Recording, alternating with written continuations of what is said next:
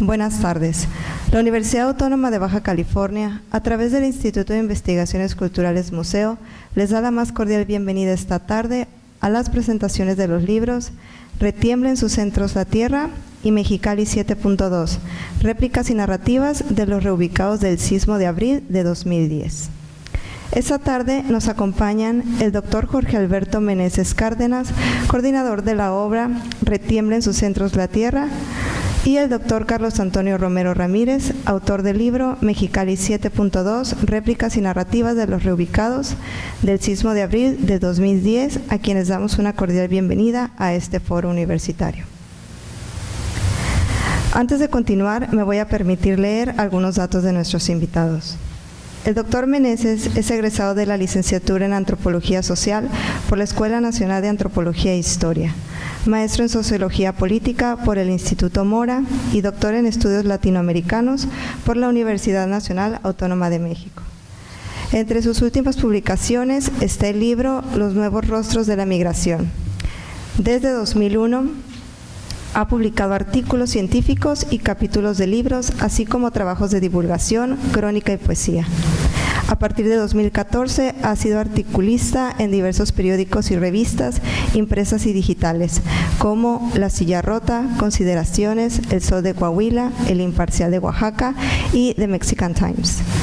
Sus investigaciones se centran en torno a las juventudes latinoamericanas, los métodos y las culturas digitales, la antropología del deporte, la migración y la cultura popular. Forma parte del grupo de trabajo Fronteras, Regionalización y Globalización del Consejo Latinoamericano de Ciencias Sociales, CLACSO. Desde 2009 a la fecha es profesor investigador de la Universidad del Mar, Campus Huatulco. El doctor Romero es paraguayo por nacimiento y cachanilla por adopción. Es doctor en estudios de desarrollo global, maestro en estudios socioculturales y licenciado en Relaciones Internacionales por la Universidad Autónoma de Baja California. En el campo laboral, desde 2011 se ha desempeñado como profesor de asignatura en la UABC y desde 2015 se encuentra adscrito como técnico académico en el Instituto de Investigaciones Culturales Museo, donde actualmente se desempeña como director de la revista Culturales. Entre sus temas de investigación aborda la resignificación de los espacios sociales a raíz de fenómenos naturales. Además, ha investigado temas relacionados con las relaciones fronterizas México-Estados Unidos, así como el proceso de la emigración de latinoamericanos hacia la ciudad de Dubái.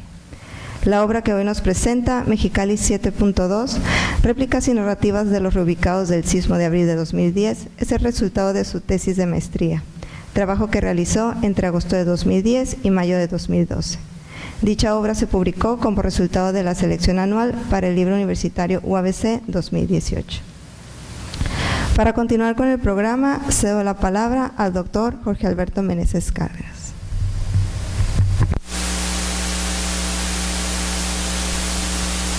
Se escucharía, ¿verdad? Buenas tardes. Muchísimas gracias por la invitación para presentar este libro de crónicas. Es un libro digital. Agradezco personalmente al doctor Cristian por animarse a invitarme a publicarlo, a presentarlo.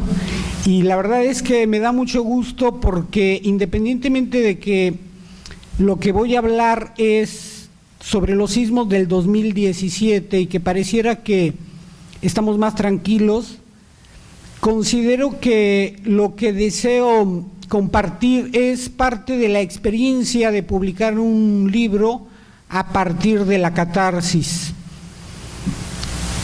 El libro concentra 14 crónicas que están vinculadas con el centro de la República, ese ombligo que a veces no nos deja ver que existen muchos Méxicos, pero que, sin embargo, más adelante trataré de enfatizarlo. En esos momentos de coyuntura y de catarsis, los chilangos nos desconocemos, o por lo menos parecería que formamos parte de una nación mucho más heterogénea y solidaria de lo que estereotipa nuestra propia esencialización tanto en los medios como en otras manifestaciones de el ser chilango. El libro principalmente fue resultado, como ya lo digo, de la catarsis y de una angustia personal, porque el 7 de septiembre yo estaba en la Ciudad de México y empezó a temblar. Lo primero que a mí me quedó como un recuerdo en mi infancia fue que el 19 de septiembre de 1985 no tuve pastel. Yo cumplo años en esa fecha próxima, por cierto, y lejos de que a mí me resultara que ya había pasado, lo primero que hice fue meterme a las redes y hubo una noticia que a mí me impactó y me llevó a ya no seguir abriendo más noticias, que el epicentro había sido a unos kilómetros de Chiapas, pero que en la ciudad donde yo radico actualmente, y lo hago desde el 2009, había tenido ciertos estragos e incluso un peligro de tsunami.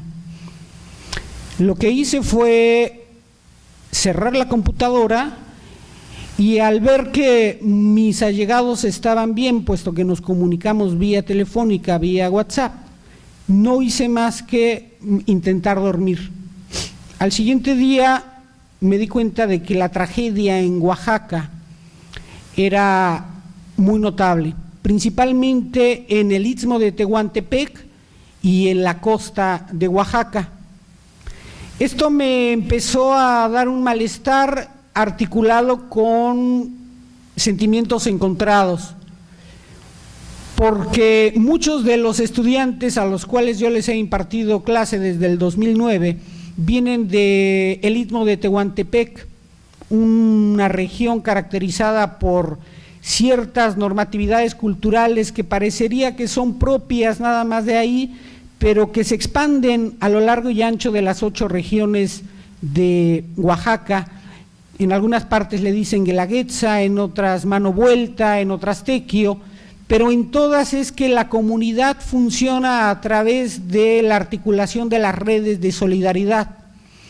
Y en ese sentido, cuando empecé a ver la siguiente mañana la respuesta de los propios alumnos sobre que en algunos casos habían perdido la casa de sus abuelos, la propia, o que habían dejado las clases para irse a ver qué estaba pasando en su comunidad, decidí con las personas más allegadas, estuvieran en la universidad o no, empezar a preguntarles sobre su situación. Posteriormente,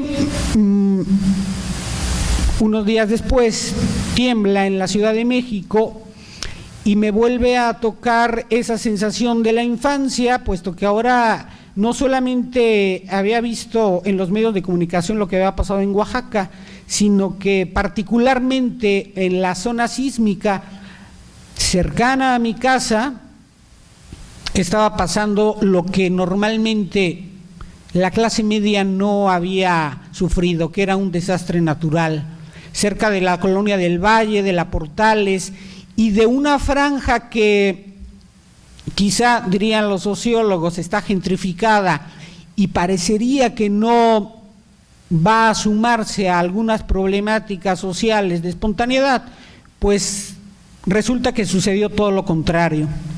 Y bueno, la siguiente cosa que me pasó es que me hablaron por teléfono de la ciudad de Oaxaca para contarme que un exalumno muy allegado que ahora está en el doctorado del Colegio de Michoacán había tenido problemas de comunicación y había tenido problemas incluso de salud, puesto que no sabía sobre el paradero de su abuela.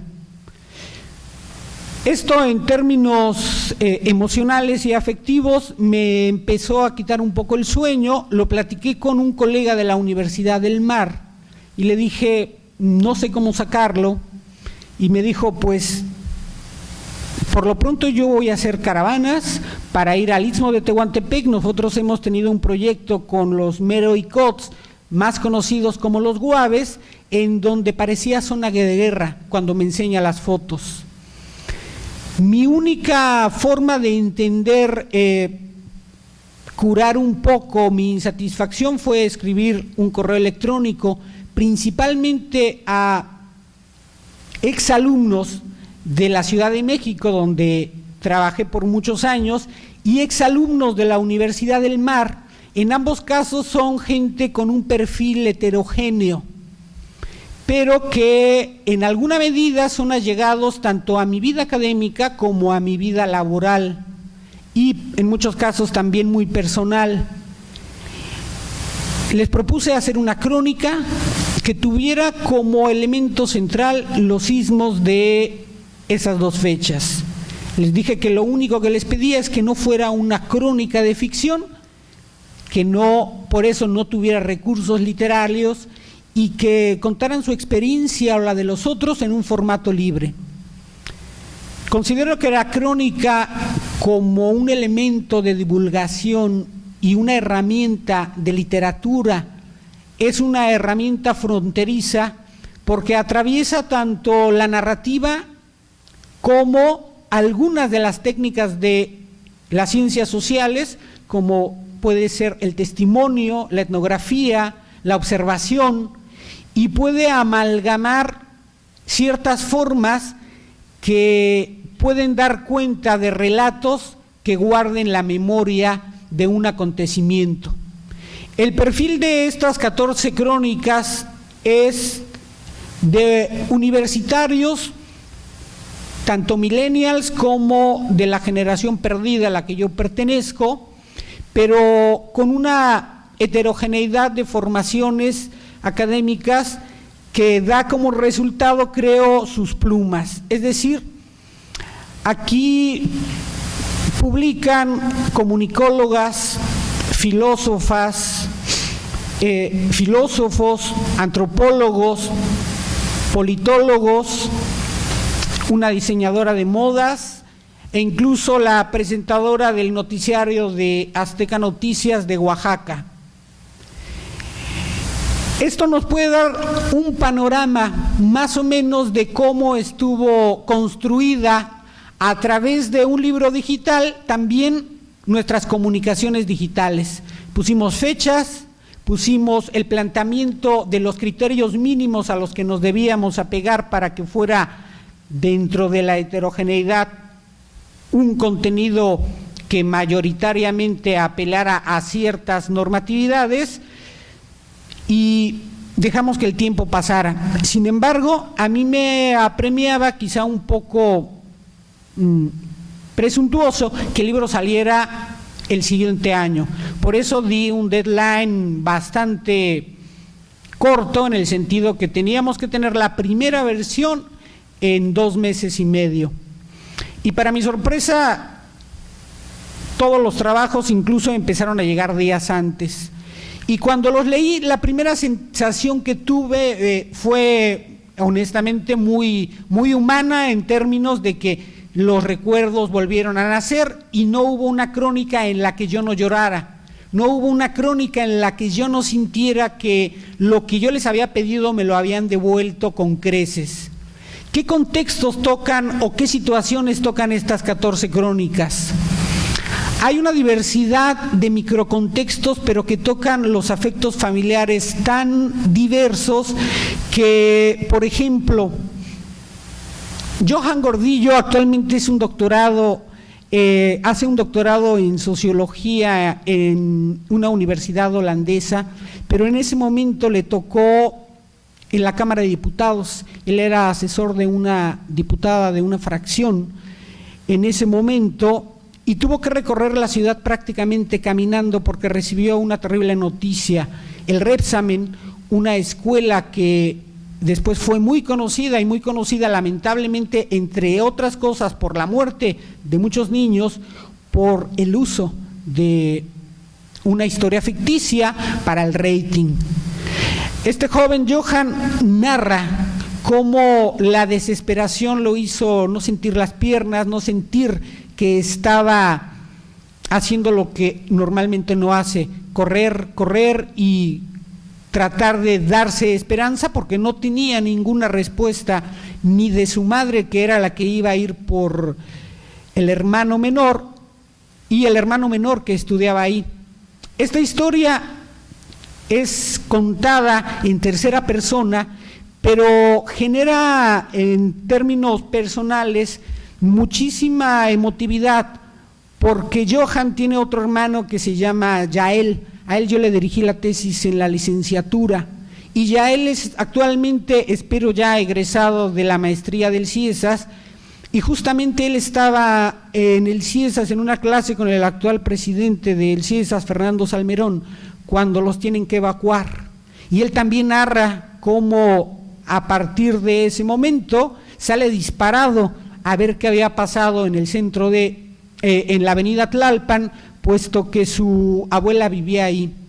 Esas dos narrativas son autocontenidas, una no se necesita para entender a la otra, pero cuando las lee uno en conjunto, entiende cómo las situaciones de ese sismo pueden construir relatos que amalgaman los sentimientos de personas que quizá, como ellos mismos lo dicen casualmente en sus textos, somos gente que no se abraza, somos gente seca, pero que en ese momento teníamos que sacar lo que éramos.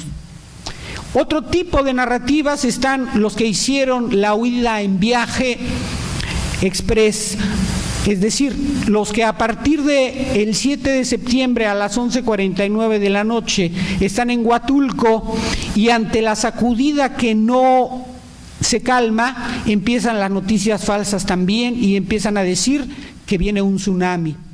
La gente de la costa, conocedora de las características del mar, también se espanta y también deja de confiar en lo que los abuelos les han dicho, y el pueblo de Santa María Huatulco, junto con el centro integralmente planeado de Huatulco, se volcan a la carretera para irse a lo más alto, para evitar que el tsunami llegue. Y en este sentido, un profesor de la universidad agarra su auto y despavorido sale. De la misma manera que en la Ciudad de México, un joven, cuando el 19 de septiembre empiezan los acontecimientos, decide ayudar en distintos puntos, a diferencia del profesor en el auto que sale en busca de salvaguardar su vida, él sale en una moto con otro amigo en busca de ayudar a los damnificados en distintas partes de la ciudad. Y así como Germán Bernardo lo hace a bordo de una moto durante toda la noche de ese 19 y 20 de septiembre, Renata Escamilla, mi prima hermana, que en ese momento estaba acabando el posgrado en geografía en la UNAM, decide, después de un colapso de nervios y de llanto por horas, sacudirse el miedo y salir con el grupo de ciclistas de la UNAM a repartir víveres hasta Xochimilco, e incluso se plantean el irse a Morelos, lo cual no hacen, puesto que en Xochimilco se dan cuenta que hay muchísimas cosas que hacer.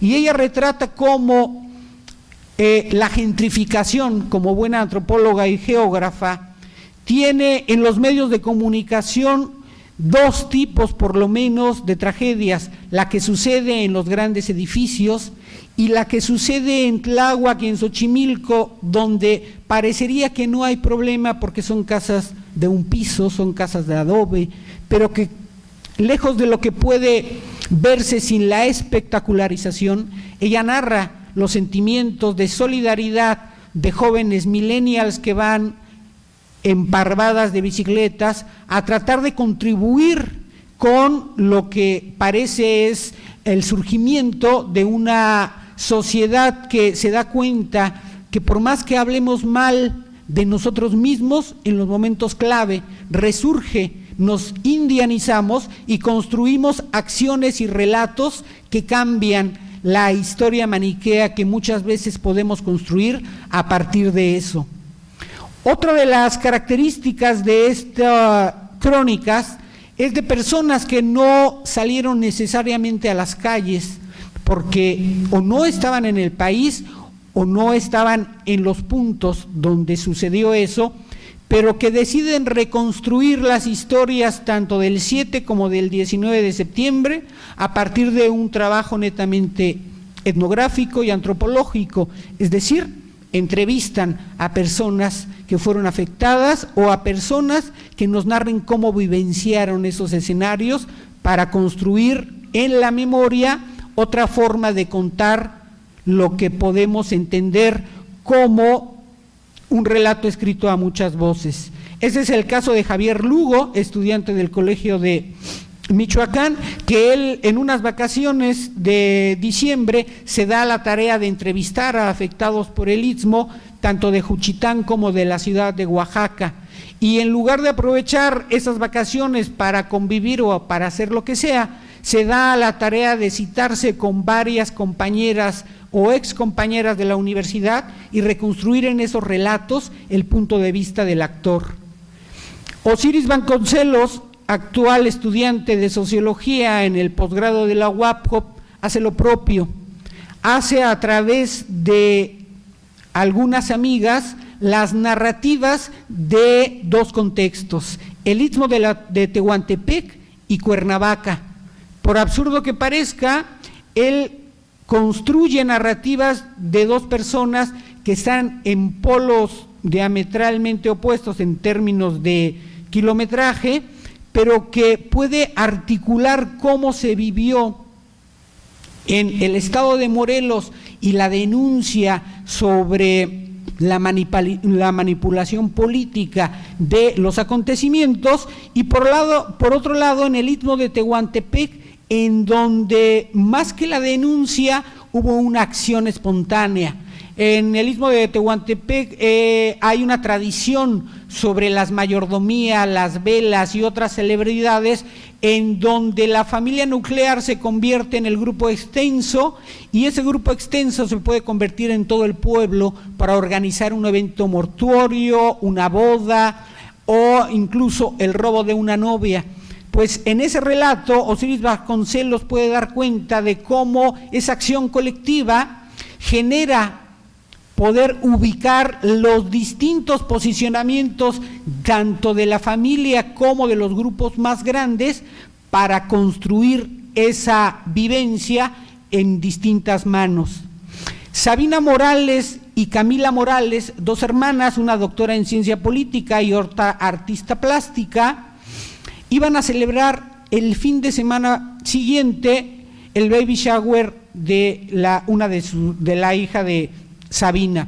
Tienen que cancelarlo por estos acontecimientos, incluso a los que nos habían invitado nos dicen, por lo que acaba de pasar, decidimos mi esposo, mi familia y yo no hacer nada, y su siguiente acto fue donar todo lo que habían comprado para el festejo a las caravanas y a los grupos de ayuda en la Ciudad de México.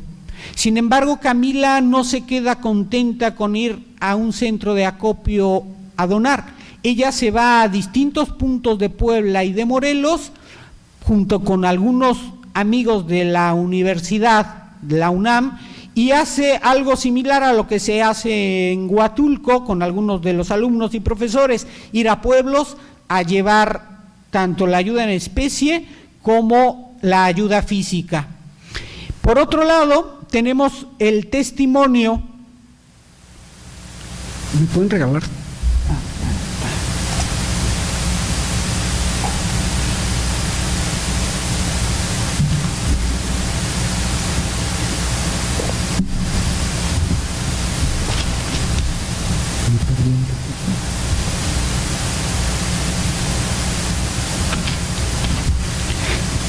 Se me fue el hilo un poquito, pero ahorita regresa.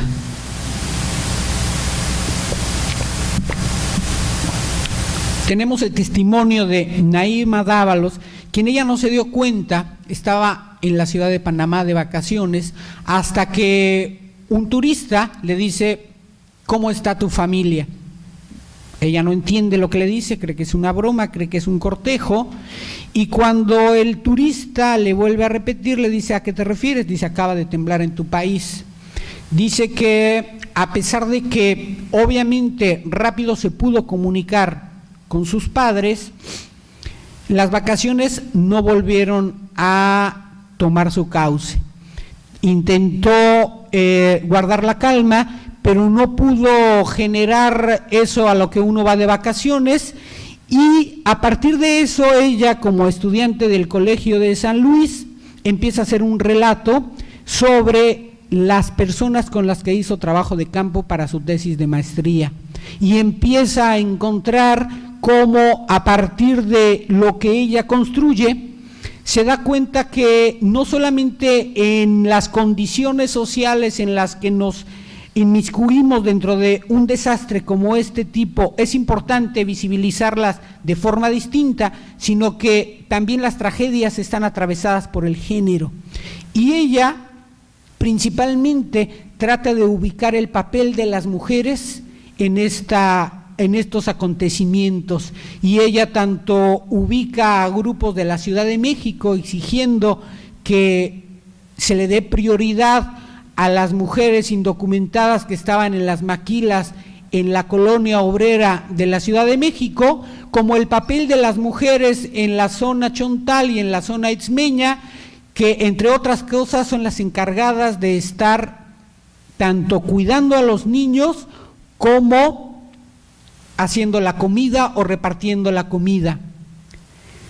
Otro relato está vinculado con una pérdida personal. Luis López Molina, actualmente estudiante del doctorado en Ciencias Sociales del Colegio de la Frontera Sur, no solamente tiene un relato apegado a su vivencia, sino que a él se le cae la memoria en términos metafóricos, porque se le cae la casa de los abuelos y se le cae la casa de sus padres. Él vive en Huatulco, pero su ombligo está en la zona Chontal, a 2 horas de ese contexto, donde no puede comunicarse por horas con la madre que vive ahí, pero el relato expone en carne propia lo que es perder el territorio, lo que es construir sobre lo caído una narrativa que guarde la ecuanimidad, porque en muchos momentos, cuando lo hablamos después, me decía, yo lo que quería hacer era una crónica de denuncia, yo lo que quería era mostrar cómo a partir de tanta solidaridad de la sociedad y de la gente en general, la ausencia del Estado mexicano era abismalmente contraria. Los últimos 2 relatos es una diseñadora de modas que trata de entender cómo se construye a partir de esta gentrificación en la Ciudad de México, principalmente en la Condesa y en la Roma, formas de acción colectiva, y que pueden construir no solamente un ablandamiento de nuestras formas de entender al otro, sino también una forma en presente de cambiar lo que hemos pensado en el pasado de los indígenas. Y esto es importante porque creo que, entre otras cosas, la obra tiene muchas formas de leerse. Creo que todos los textos son autocontenidos, pero amalgaman tanto esas narrativas que van tejiendo la memoria social en microcontextos situados, pero también el punto de vista de autoras y autores que dan cuenta de la necesidad de la divulgación en formatos no necesariamente estrictamente con fines académicos, no porque esté en contra de ello, soy académico, pero porque lo que nos interesaba es que mi madre, es que sus madres y la gente en general que no está pegada a los formatos de las ciencias sociales pudieran tener acceso a ello. El relato que yo hago no abondaré más, pero a diferencia de quien hizo su vivencia en un auto, quien cooperó a partir de subirse a la bicicleta o en una motocicleta, yo hice una reconstrucción de lo que hicieron los taxistas en la Ciudad de México a partir de la 1:59 o 1:49, y todas esas horas que parecieran días, puesto que el tráfico se colapsó y generó la oportunidad de conocer en viva voz qué piensan los taxistas, qué hicieron los taxistas a partir de una emergencia como esto. Yo hice esta crónica por un aspecto de viabilidad etnográfica. En esos meses yo estaba acompañando a mi madre a una terapia de recuperación y se me ocurrió que se me iba a pasar horas en el tráfico, en los taxis. La mejor forma de no perder el tiempo era hacerle entrevistas informales a los señores para que me contaran su narrativa. Y bueno, la invitación para leer este texto es precisamente en el contexto donde estoy. La separación de México por su extensión geográfica, en términos metafóricos, ahora que venía le decía a un colega, al rato vengo, voy a Aridoamérica, pero ahí me cuidas Mesoamérica, es precisamente que creo que tenemos muchos puntos en común, muchas formas de elaborar nuestras memorias, pero que el rescate de la conectividad gracias al Internet, a las nuevas tecnologías, es precisamente que podamos socializar este tipo de documentos mediante la Internet. Y esto a mí me quedó claro desde el principio, porque tuvimos la idea de generar un botón para que el libro no fuera gratuito, sino a partir de 10 pesos pudieran donarlo, el que lo bajara. Sin embargo, por algunos problemas y que no iba a salir en el tiempo en el que yo me había comprometido, decidimos que su descarga fuera gratuita. Eso satisfactoriamente ha tenido que tenemos más de 3,000 descargas del libro, cosa que me congratula. Que se haya leído o no, no me corresponde a mí hacer la investigación, pero en términos cercanos puedo compartirles que tanto la comunidad principalmente de la Universidad del Mar, mi comunidad familiar y la comunidad de mucha otra gente me hablan del libro. Me hablan no necesariamente de mi relato, que es un relato dentro de 14 relatos, sino de situaciones concretas, y cuando hemos presentado en otras partes el libro, más que hacerme preguntas sobre por qué hicieron esto, o por qué, o cómo se puede conseguir, creo que se convierte en un ejercicio catártico de la posición, de la memoria y de la construcción de lo que todas y todos podemos hacer, es generar a partir de acontecimientos trágicos una reconstrucción de quiénes somos como individuos, como comunidad y como país. Y yo ahí le dejaría, y muchas gracias.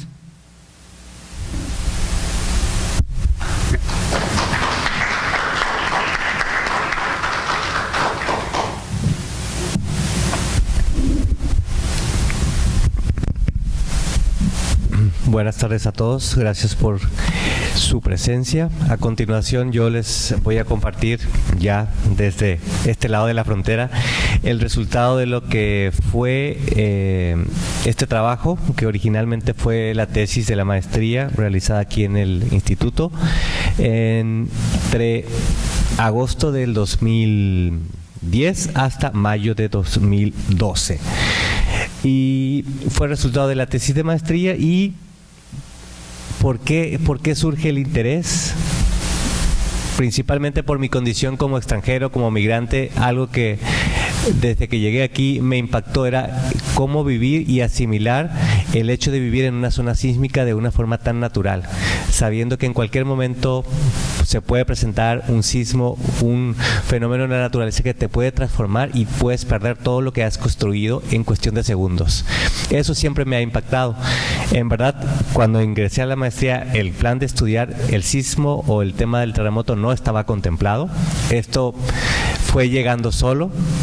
Y como en aquel entonces me dijo el maestro Alberto Tapia, a veces los temas no los seleccionamos nosotros, a veces los temas llegan a nosotros y los temas nos escogen. Yo tenía otro tema, pero cuando empecé a explorar el campo del Valle de Mexicali, porque quería trabajar con gente del Valle, el relato entre la vida urbana y la vida rural en Mexicali, el sismo acababa de pasar, el sismo fue en abril, yo empecé a visitar el Valle en septiembre de ese mismo año, Y el tema recurrente, el tema del que todos hablaban era el sismo.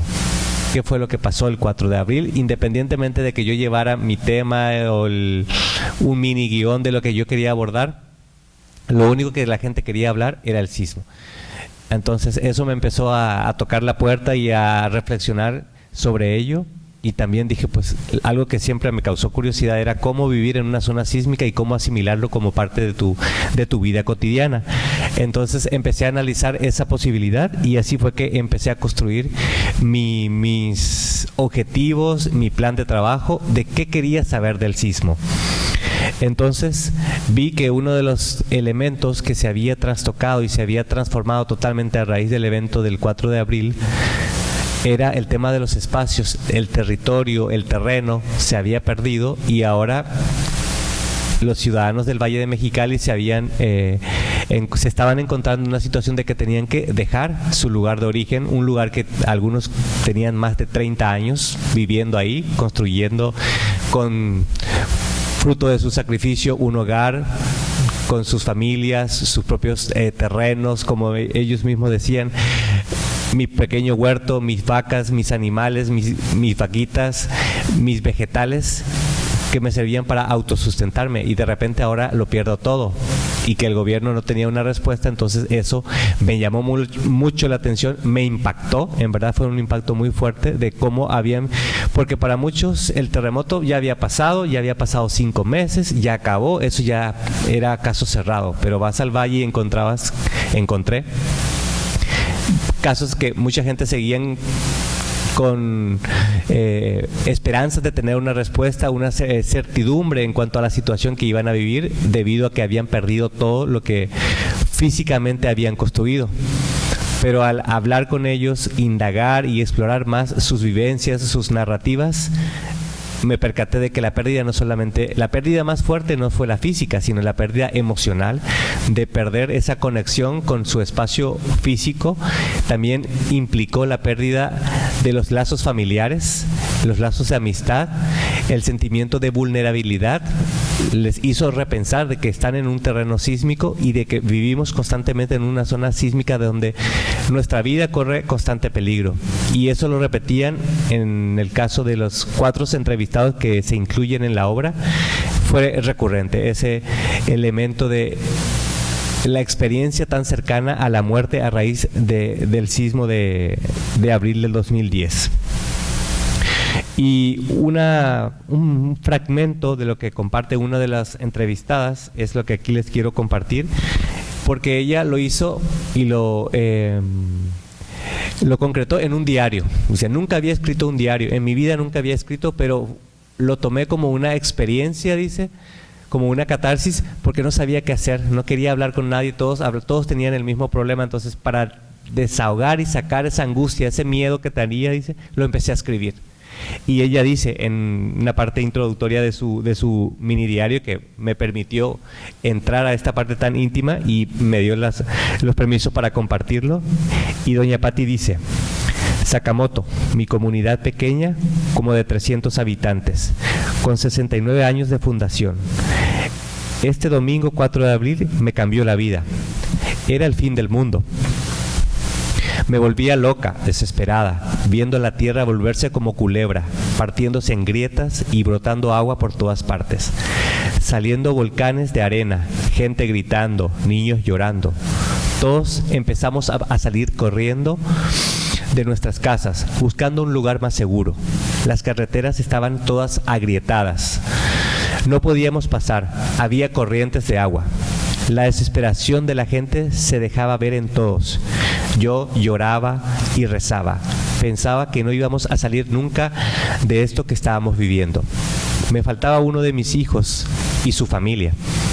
No sabía para dónde habían corrido. Mi desesperación era grande. Cuando nos pudimos reunir con ellos y todos los demás de la familia, fue hasta el día siguiente. Nuestros llantos se juntaron en uno solo. No podíamos contenernos de llorar. No había de cómo expresar lo que sentíamos, ya que habíamos perdido todo. Casa, muebles, ropa, documentos, todo. Nuestra comunidad se destruyó.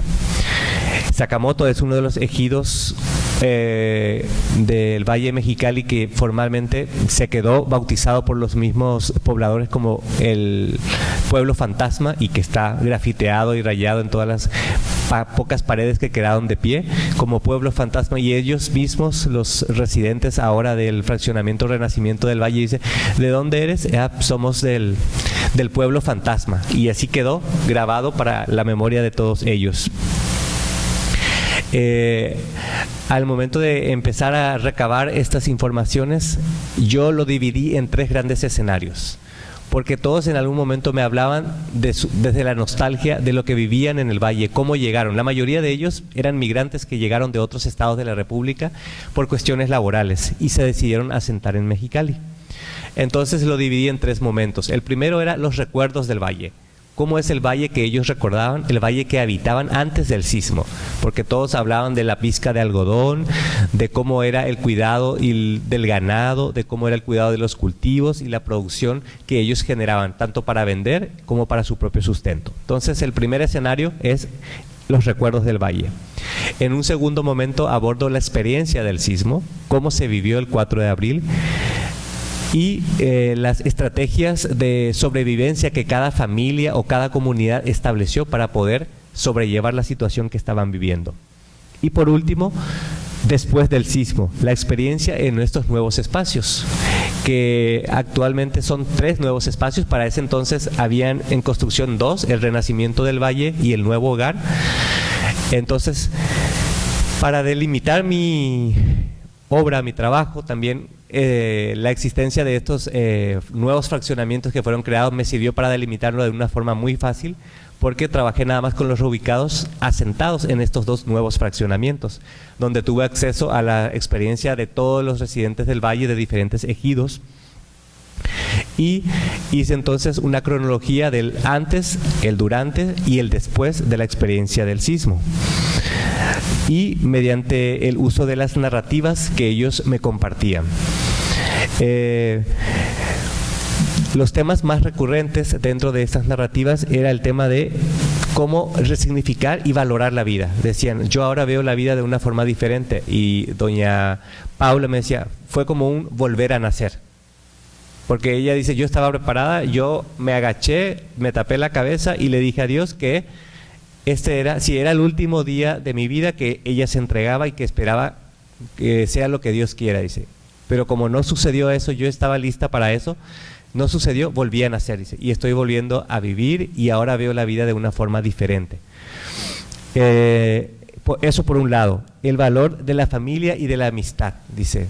Nunca me he dado cuenta del valor que tiene la relación que tenía con mis vecinos, con mis amigos y con mi familia. Antes vivía en mi rancho con casas amplias donde vivían abuelos, padres, hijos, nietos, todos en una gran comunidad. Y ahora en un nuevo espacio donde, en un terreno de 60 por 80, tenían un espacio donde tenían sala, cocina, comedor, baño y un cuarto donde cabía pues una pareja, mamá, papá y a veces unos que otros con hijos. Entonces dice: ahora hemos perdido todo, pero hasta que lo hemos perdido no nos hemos dado cuenta del valor que esto significaba para nosotros. Otro factor que sale a la luz es el tema de los lazos de confianza. Ahora en un nuevo espacio, con nuevos vecinos que son reubicados de diferentes ejidos, de diferentes lugares del Valle de Mexicali, hay una constante incertidumbre, una constante zozobra, miedo, porque no sé quién es mi vecino ahora.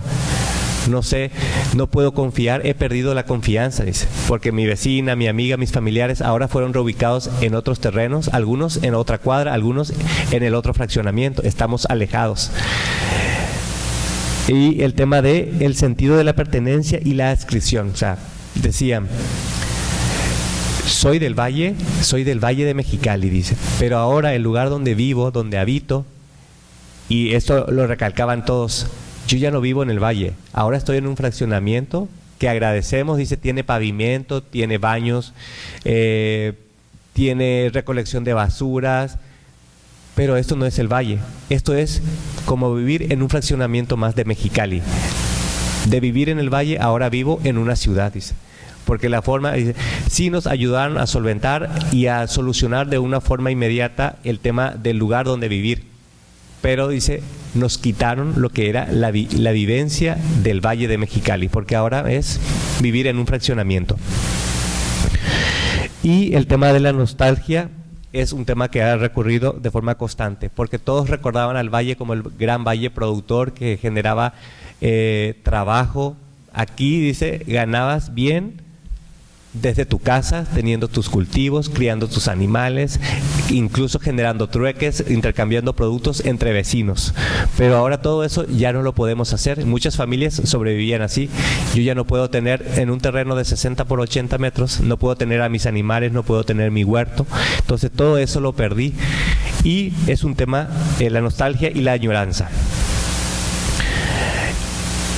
Otro detalle que me llamó la atención y que en verdad fue sorpresivo para mí, y que acudía con mis profesores de metodología para ver cómo afrontaba esos incidentes que uno se encuentra a veces en el trabajo de campo, era que me veían como un psicólogo, porque les hacía la pregunta y en más de 2, 3 ocasiones estas personas empezaban a llorar. Y yo decía, ¿qué hago? Me quedo callado, sigo hablando, me sentía impotente, ¿no? Y una persona me dijo, doña Graciela, le dije, aquí la dejamos, aquí la dejo porque está muy sensible, no quiero que traerle esos recuerdos de forma tan latente para que no se incomode. Y me agarró fuerte el brazo y me dijo, no, usted es el primero que me escucha y que le interesa saber de mí.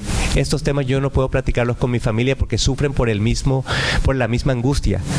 Y a usted me ha generado la confianza de decirle y sacarlo. Y quiero que esto se conozca.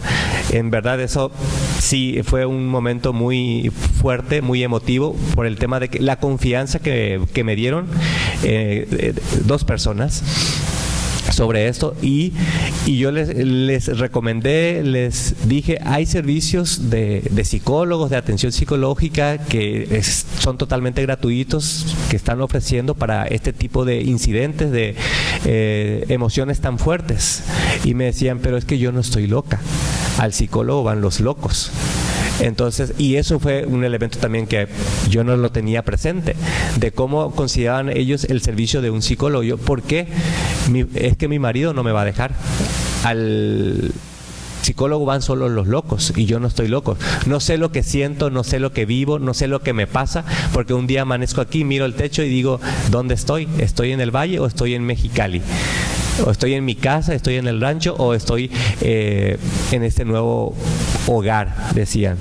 Y esas expresiones, esas vivencias, en verdad, ayudan a entender de cómo un fenómeno natural, como un sismo, puede transformar, trastocar todo lo que socialmente se ha construido. Entonces, por esa razón, el tema de la construcción o el tema del espacio social, porque el espacio social, yo en esta obra lo veo no solamente como el espacio físico, también es el espacio abstracto que se construye mediante las experiencias y vivencias que uno tiene en el día a día, y de cómo esto ayuda a comprender y valorar de forma simbólica el valor que tienen los espacios.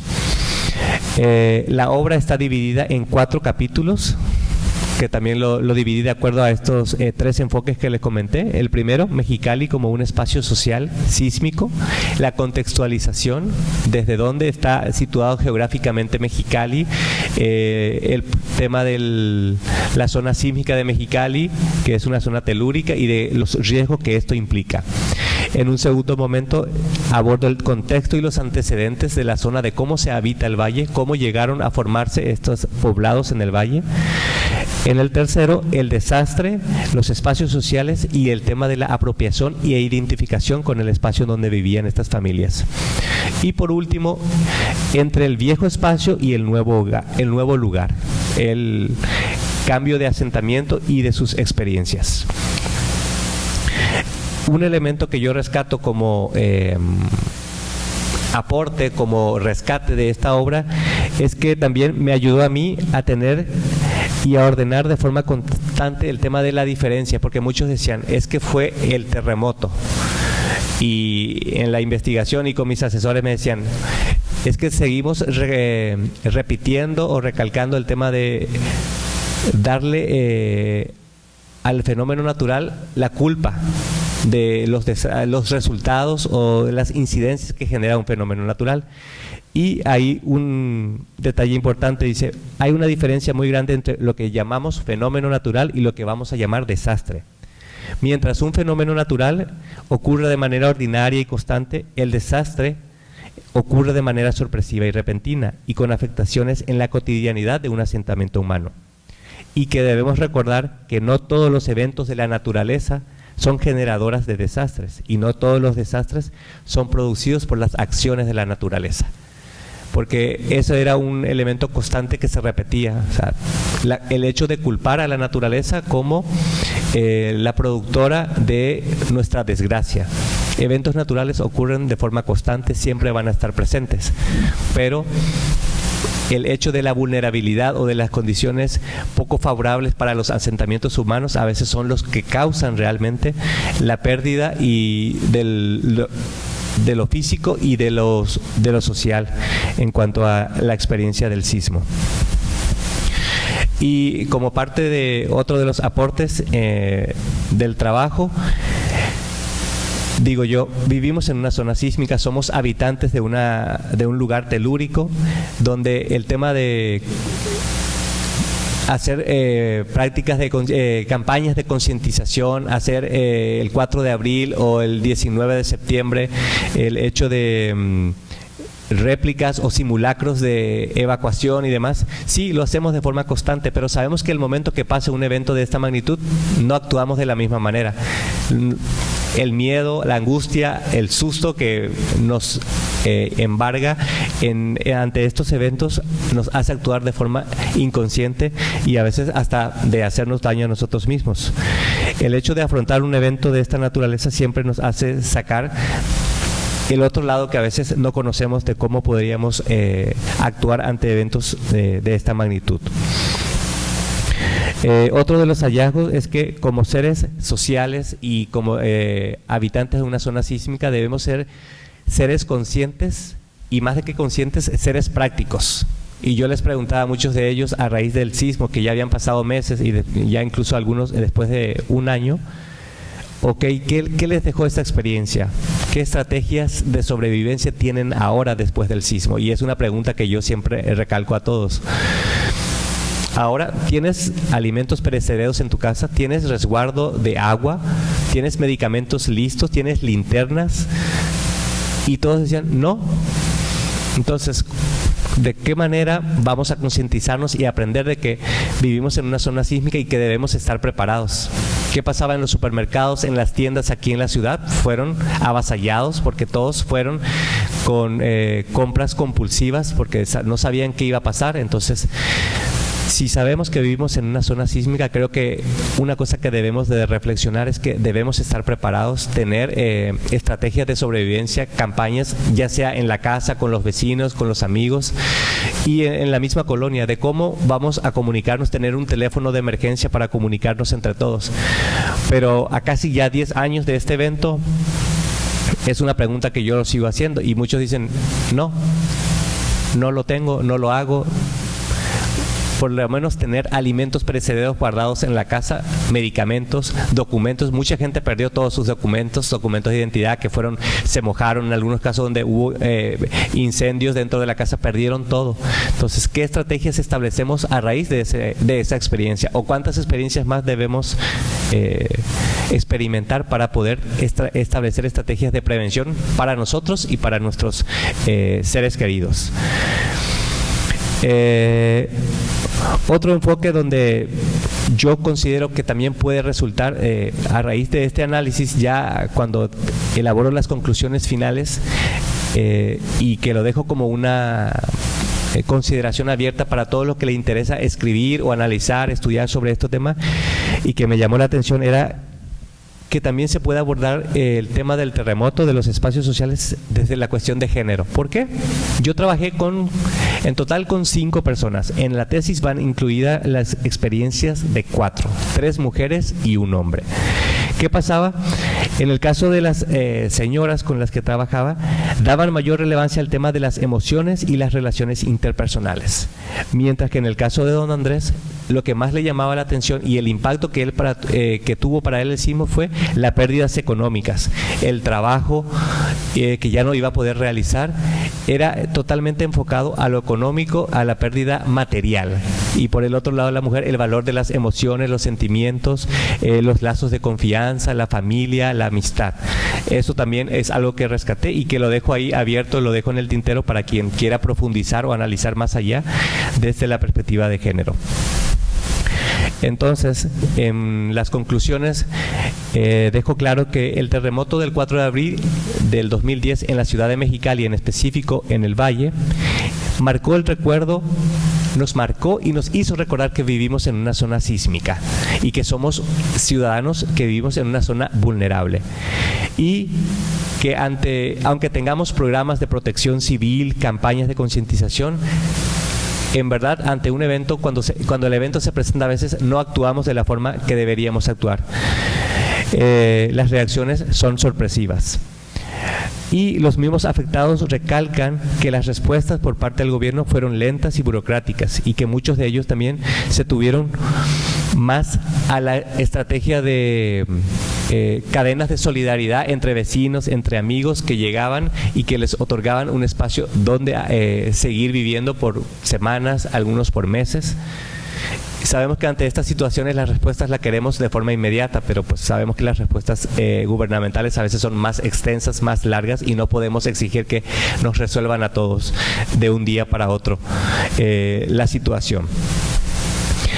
En cuanto a números y ya como forma de cierre, ¿cuántas familias fueron afectadas, reubicadas y con casos de rehabilitación de sus hogares? El INDIVI, que es el Instituto Nacional para la Vivienda aquí en Mexicali, compartió los datos y nos decía que en total fueron reubicados 1.674 familias que recibieron apoyo, de las cuales fueron reubicadas en la ciudad de Mexicali 79 familias y en el Valle 1.228 familias. Reconstrucción de viviendas de forma parcial, en la ciudad hubo 101 casos y en el Valle 380 casas que fueron reconstruidas de forma parcial. Y rehabilitadas, que significa que les fue entregado paquetes de materiales para resanar parte de sus viviendas. En la ciudad hubo un total de 869 familias, mientras que en el Valle de Mexicali 1.182. Entonces, esto fue en cuestión de números, esto es lo que nos arroja el INDIVI del impacto que representó aquel evento que duró 42 segundos, un evento cuestión de segundos, y cómo esto impactó de forma física y emocional en los habitantes del Valle. Y también me sirvió para rescatar y ver de forma cronológica en investigaciones previas, en registros que existen de los sismos cercanos a los 7 grados que ha vivido la ciudad de Mexicali y sus alrededores. En total encontré 27 sismos relacionados, o más bien cercanos a los 7, desde 5 hasta 6.8 grados hubieron. El primer registro fue desde 19 de abril de 1906. Ese es el primer registro de un sismo que llegó a sentirse aquí. Fue el terremoto de San Francisco, pero aquí se llegó a sentir hasta de 5.7. Y así, 1915, 1927, 34, y así cronológicamente hasta llegar al del 2010, que fue el de Mexicali 7.2. Entonces, esto en forma de registros numéricos también me arrojó la investigación. En verdad, indagando en archivos y en otros textos, me encontré con un número muy interesante de eventos sísmicos cercanos a esta magnitud. El más cercano fue el de 1940, 19 de mayo, que fue en el epicentro en el noroeste de Caléxico, que también tuvo repercusiones aquí. Entonces, eso nos deja como mensaje de que Sismos siempre van a haber, siempre es inevitable porque vivimos en una zona sísmica, entonces debemos estar preparados y establecer estrategias de sobrevivencia para poder sobrellevarlo. Y estudios sobre eso, yo creo que deben haber más, principalmente aquí en la zona noroeste de Mexicali. Vemos estudios en el centro, sur, en Colima. Hay gente que se dedica a este tipo de investigaciones sobre el tema del impacto de los volcanes. Aquí acabamos de escuchar la experiencia del doctor Meneses sobre lo que pasó en Ciudad de México, Oaxaca, en el centro y sur del país. Toda la región de México tiene zonas vulnerables, ya sea por terremotos, volcanes, puede ser por cuestiones de tsunami o por inundaciones. Todos somos vulnerables, entonces como sociedad debemos repensar de cómo vamos a afrontar y sobrellevar los temas de qué significa vivir en zonas vulnerables como es una zona telúrica, por ejemplo, Mexicali. Y esto es lo que yo a grosso modo dejo en esta obra, que ya saben, es un libro también electrónico, está en formato electrónico, disponible en la página de la UABC, también en otras páginas en internet ya disponibles para bajarlos a muy bajo costo. Así que les agradezco su presencia y por haber compartido con nosotros esta tarde. Gracias.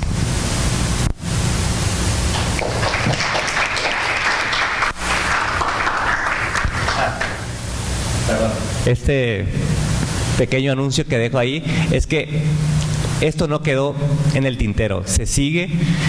Mi intención es seguir recabando información porque hay mucha gente interesada, entonces es un llamado a la colaboración de la gente, de lo que tengan testimonios, fotos, imágenes, todo lo que tenga que ver con experiencias de sismo aquí en Mexicali, en el estado, y hacer un recuento cronológico mediante las imágenes, experiencias de vida, narrativas y una propuesta para llegar a hacer una exposición sobre lo que se vivió en el 2010 en Mexicali. Entonces, este es un proyecto que lo estoy encabezando aquí desde el instituto y que espero todos colaboren de alguna u otra manera con sus experiencias, imágenes, fotografía, con lo que tengan material.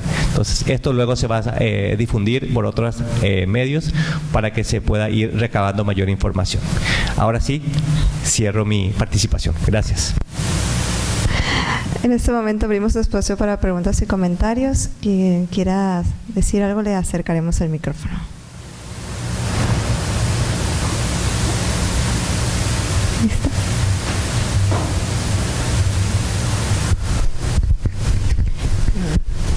¿Listo? Felicidades por los libros. Me parecieron interesantes los testimonios que plantean y la forma de análisis que hicieron.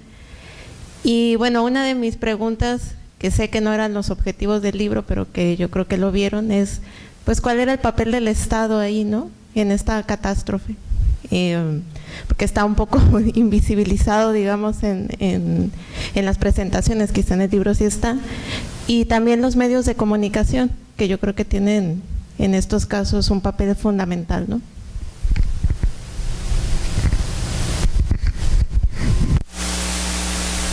Bueno, empiezo yo. En verdad, en mi experiencia y en mi condición de extranjero, evité en la mayor posible hablar o criticar la situación del gobierno, el papel del gobierno. Obviamente tiene que estar presente. El Instituto de la Vivienda, por ejemplo, sí me dio información, pero yo no hago ninguna crítica u observación por obvias razones, ¿no? Sí hubo participación. En las narrativas que yo recabo, hay una total enojo, malestar en cuanto a la forma en que actuaron el gobierno, porque muchos dijeron, estuvimos 6 meses, de los cuales a veces 4 meses en la intemperie, pasando los meses de junio, julio, agosto, bajo carpas, en el desierto, sin luz, sin corriente, y sí, mucha gente con un sentimiento de mucho enojo, aunque dice, sí, nos van a dar algo, por lo menos para tener un techo donde seguir viviendo. Algunos agradecidos, pero en la mayoría de los casos estaban inconformes, porque decían, ¿qué pasó con nuestro terreno? El gobierno decía, el terreno sigue siendo de ustedes, pero no lo pueden habitar, pero ya no hay corriente eléctrica, pero ya no llega agua. Entonces decían, ¿de qué me sirve? Lo quiero vender y el terreno ya prácticamente lo tengo que regalar porque ya nadie va a producir, ya no sirve para cultivo, entonces ¿de qué me sirve ese terreno? Entonces eso también juzgan y critican mucho en cuanto al actuar del gobierno. En cuanto a lo de los medios de comunicación, es algo que también sale a la luz y que decían algunos de ellos, llegó a un punto en que nos saturamos, dice, porque todos venían a sacarnos información, a escuchar, pero muy pocos venían a buscar o ayudarnos, porque decían, sí, salimos en periódicos, salimos en televisión y demás, pero la ayuda lo seguíamos esperando, sí, porque decía, nos veían como objetos nada más para sus noticias, para sus notitas, como decía una de las señoras. Y yo no veo qué beneficio me deja eso a mí, dice. Ellos van a cumplir, hacen su trabajo, pero yo no estoy recibiendo nada. Y había ese sentimiento un poco también de enojo, porque decía, era constante, tanto mexicanos, extranjeros que venían en aquel entonces cuando estaban instalados en las albergues temporales, decían, sí vienen, pero nada más para sacar provecho para ellos, decían, y ni siquiera vienen con un víveres, ni siquiera nos vienen a ayudar con algo. Muy pocos son los que vinieron, decía, con ganas de colaborar y ver qué hacían o qué podían aportar para poder echarnos la mano. Y esa es la experiencia que comentaban sobre su relación con los medios de comunicación. Eso sería de mi parte.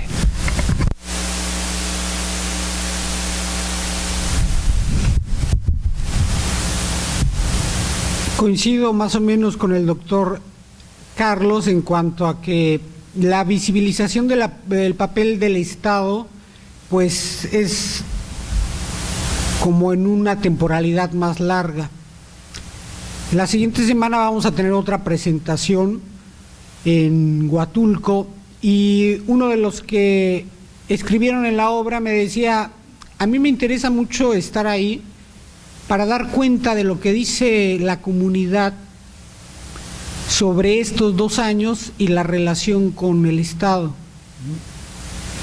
específicamente en la zona Chontal y en la zona itzmeña, puesto que la espectacularización de las noticias vinculadas a la televisión y el papel del Estado, pues llevaron a esos días, por lo menos en lo que registran ellos en sus crónicas, a ver de una manera distinta el paradigma. Antes se veía como que el medio era el mensaje y ahora a partir de esto que distintos autores y autoras relatan en las crónicas, ellos mismos hicieron catarsis y se dieron cuenta que la televisión quedó superada en términos no de que siguieran alcanzando como en los desastres ocurre, grandes ratings, sino en las formas alternativas que se construyeron a partir del WhatsApp, el Facebook, el Twitter, y que en los testimonios mismos se registran. Es decir, mientras en Azteca y en Televisa, por citar a 2 medios, estaba la espectacularización de la tragedia y estaban enfocados todos en una problemática que resultó después ficticia, las redes sociodigitales, a partir de la apropiación que hicimos los ciudadanos en esos contextos, dieron cuenta de 2 cosas. Primera, me decía una compañera chilena, México se debería de llamar México, porque mientras el 7 de septiembre los chilangos hacían memes sobre la tragedia de Chiapas y sobre Oaxaca, y memes crueles, el 19 de septiembre estaban exigiendo información transparente, estaban criticando porque no había una respuesta rápida del Estado, pero creo que eso bien refleja un mosaico de que los paradigmas comunicativos están cambiando. Eso no quiere decir que sean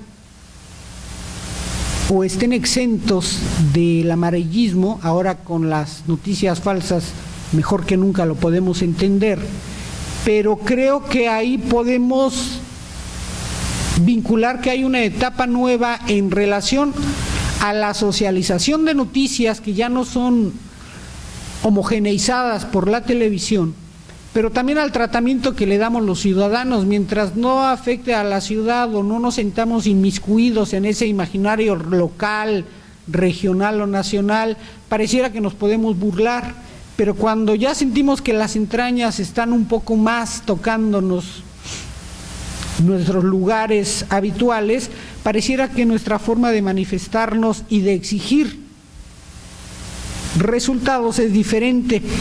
En mi condición de mexicano, yo sí vi en los relatos de las distintas crónicas un pleito con el Estado, y no que las crónicas sean panfletos de denuncia, pero sí se visibiliza un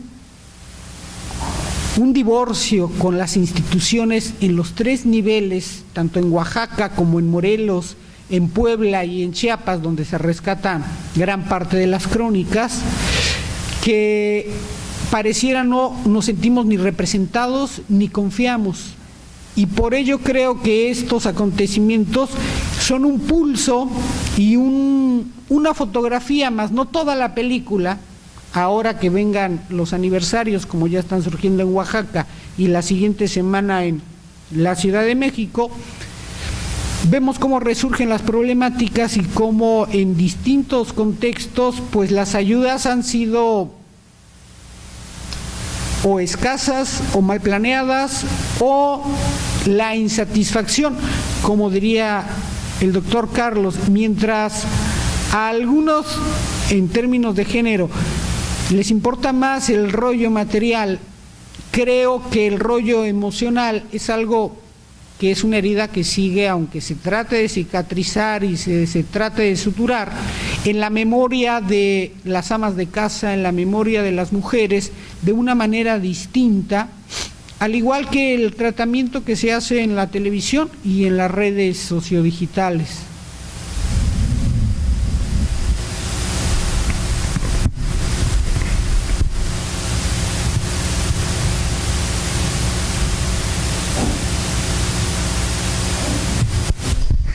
Pues rápidamente nomás, igual Carlos, Jorge, felicitarlos por el trabajo.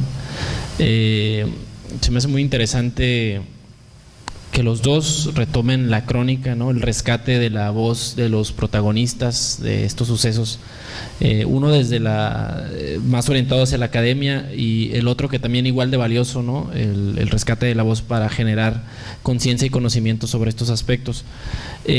Yo quisiera hacer un comentario que también derivará en una pregunta, espero, en el sentido de que esta reflexión que hacías, Carlos, sobre los desastres y los fenómenos naturales tienen obviamente implicaciones sociales, ¿no? Pero también estos eventos, por estas características que tienen, también se convierten en especies de parteaguas de antes y después en muchos aspectos, y yo identifico 2 procesos muy interesantes en cada uno de los sucesos. En el caso de México, yo creo que el sismo del 7 y del 19 se convierte en el principio de la crónica anunciada de la muerte o del divorcio del ciudadano y el Estado, ¿no? Y que vimos, yo lo conecto, ¿no?, con este desencanto que ya existía de las instituciones, del gobierno, y que de alguna manera explica o pudiera ayudar a entender la razón del proceso electoral anterior y la situación política que estamos viviendo actualmente, ¿no? O sea, realmente si pudiéramos hacer una cronología, ese sería el momento de implosión de esa ruptura del ciudadano promedio común con el Estado, ¿no? Y en el caso de Mexicali, creo que el sismo del 2010 fue donde realmente Mexicali perdió ese espíritu, o lo poco que quedaba de ese espíritu del valle, ¿no? Donde realmente perdimos tú lo platicas como esta añoranza o recuerdo del terruño, del valle, de la vida del campo. Y yo creo que obviamente el valle no desapareció como tal, pero sí ese imaginario sobre el valle, que ya estaba, digamos, desahuciado también por las mismas dinámicas económicas, sociales que tenemos actualmente, pero el sismo se convierte otra vez en ese desastre se convierte en ese momento, en ese punto de implosión donde cambia por completo lo que se piensa acerca de Mexicali como un centro rural, urbano o urbano y rural. Digamos que ahí termina, ¿no? Entonces, un poco mi pregunta o mi comentario va en ese sentido, o sea, ¿piensan también o han pensado como en esa lógica de estos eventos como detonantes de estos procesos, ¿no? A reserva de lo que diga el doctor Carlos, que realmente es el especialista, lo que tú comentas, lo comentamos con varias gentes, tanto en Oaxaca como en la Ciudad de México. En la Ciudad de México, algunos amigos, tanto de los que escribieron como de la gente que estuvo ahí ayudando, decían que a ellos lo que les llamaba la atención es que la gente se volcó a la calle y al Estado le dio miedo que tanta gente estuviera en la calle y se conociera limitaciones, precariedades, pero también anhelos comunes, y que a manera de hipótesis lo veían como: ya métanse a la calle, ¿qué están haciendo aquí? Para eso está el Estado, para eso está el ejército, para eso están las instituciones. Pero lo que se veía es que ni había una respuesta concreta, y más con las magnitudes de el epicentro en un montón de partes, tanto en la Ciudad de México como en Oaxaca, en Morelos, en Chiapas. Y yo me atrevo a pensar que fue el inicio del quiebre de confirmar que el Estado no tenía legitimidad, que ya no alcanzaba para más sus construcciones de nacionalismo, de esas formas que se van desgastando. Pero sí me atrevería a pensar como hipótesis que fue así como la cuña que ayudó a que la pared se le cayera la pintura, que no el suceso como única explicación, pero sí hay acontecimientos que marcan antes y después. Por lo menos en el 2017, eso creo que ahí empezaron las elecciones.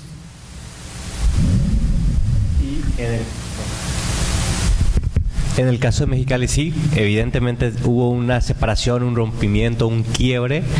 Y de qué manera me percaté más de esto. Finales del año pasado, cuando ya el libro estaba por salir, voy y visito a mis ex informantes o colaboradores, y donde me mencionaban: sí, estamos conformes, nos dieron una solución temporal, pero aquí ya llevamos 8 años. O sea, y esta solución nos trajo el partido tal. Y se fue ese partido y los demás se olvidaron de nosotros. Ya no tenemos servicio de recolección de basuras, ya no hay drenaje. Antes había servicio de salud ambulante que estaba instalado aquí, ya no están. O sea, ya nuestra situación ya no les importa, dice, porque ahora tenemos a otro personaje, y sabemos que cuando haya campaña van a venir y ahí vamos a exigir y demás, pero solamente en ese momento les vamos a volver a ser útiles.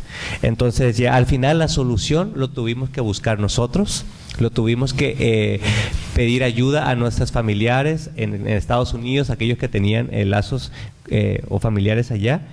Y entonces dice, ese evento nos ayudó a valorarnos más a nosotros mismos y a darnos cuenta, dice, de que la vulnerabilidad no solamente era del espacio donde vivía, sino también de la condición en la cual vivían y de que estaban ante un constante desamparo.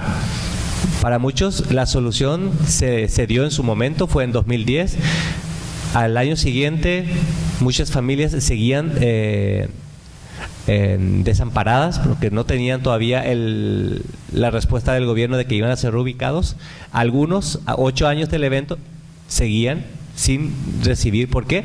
Porque también mucha gente no tenía el título de la propiedad y un requisito era demostrar que eran propietarios de ese terreno que se había perdido, y aquellos que no lo tenían pues no podían acceder a ese servicio, a ese apoyo que el gobierno les daba.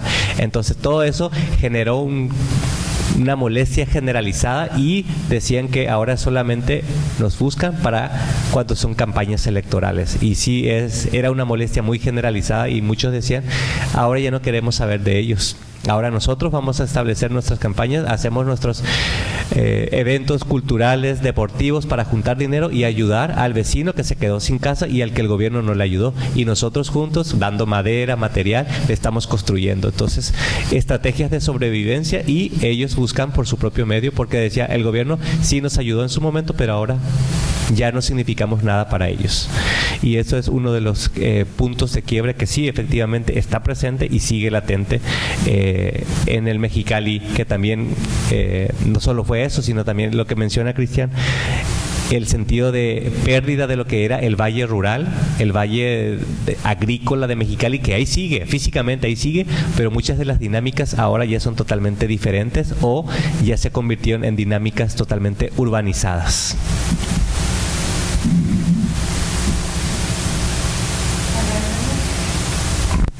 Agradecemos a nuestros invitados y a todos ustedes su apoyo y participación. Con esto damos por concluida nuestra sesión de hoy y los invitamos el día de mañana al ciclo de Cine y Visibilidad, con la proyección 120 latidos por minuto a las 7 de la tarde en este mismo foro universitario.